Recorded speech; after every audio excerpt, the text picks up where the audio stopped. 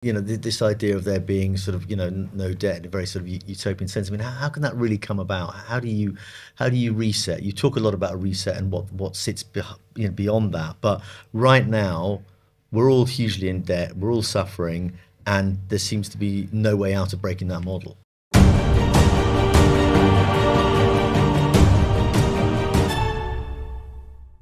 Philip, thanks very much for joining us again. Um, This week, we're talking about one of your five masters. State, money, markets, landlords, and technology are the five masters. Specifically, we want to look at landlords today and the land. Um, the first thing I wanted to talk to you about was the power of relationships. And I think this is highly relevant to the landlord setup because you are someone that feels that relationships that we have with ourselves in relation to our family and our immediate communities are dying a death and they need to be reinvigorated. What's your sense of how that can happen at a community level? So the law that we currently live by damages relationships. It's the opposite. We have to change to a form of law that builds relationships, and it's a completely different approach. So, for example, the law relating to lending favours the creditor, favours the charging interest, repossessing the asset, taking people out of their homes, taking assets away from people. And that damages relationships. The law that should be in place is building relationships whereby we look after people, look after the debtor, look after the land. And actually, it's a completely different approach which works much better than the law that damages relationships.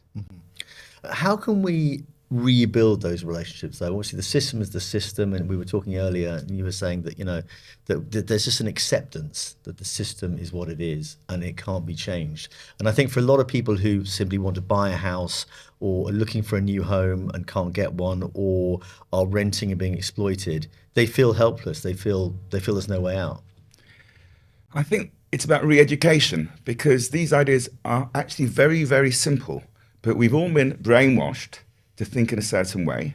For example, we're told you have to have a mortgage. You don't. You have to repossess a person's house when they can't pay the mortgage. You don't. All of these things are overly complicated and they keep the truth away from people. So we need to go back to very simple basics and say, what can a system work? How can a system work which is simple, which doesn't involve mortgages, which doesn't involve damaging the ecosystem, which doesn't involve global warming?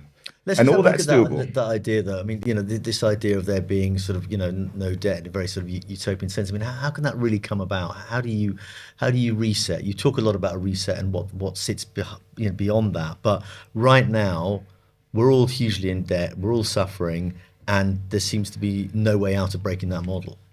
Okay, we have to think about why we're in debt. And that involves thinking about how banks work. We're in debt because banks can print money. It sounds crazy, but that's what they can do. They don't need deposits. They don't need reserves. They can just literally print money and do whatever they want with that money. And therefore, they are using that money to cause inflation of asset prices. That's mortgages are getting higher and higher. Consumer prices are increasing. Asset prices in terms of financial assets are increasing. That's because the banks are literally choosing to lend or create money in particular purposes. It's as simple as that. Now, if we actually changed to a system where the money was created to actually employ people, sounds crazy, but it's as simple as that, it wouldn't create inflation and people wouldn't need mortgages. So what we have to do is recognize that the system we have is not a free market system because the free market doesn't exist. What it is a system controlled by the banks where banks create money. And the crisis that we're facing, the banking crisis and the crises that we're facing in the UK are all because of fundamentally the banking system and the way it's working. That is a choice.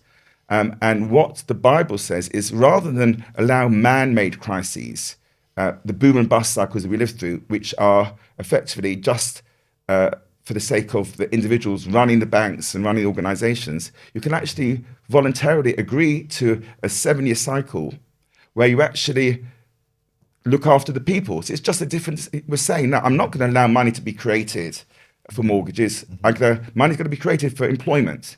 That choice alone, and if it can't be repaid at the end of 7 years, we'll waive it. Now that sounds crazy, but it's not, because if you waive a debt, that doesn't create inflation. What creates inflation is having too much cash chasing the system. So if you think through the system very simply, there's some very simple changes that can be made that can drastically change the whole system.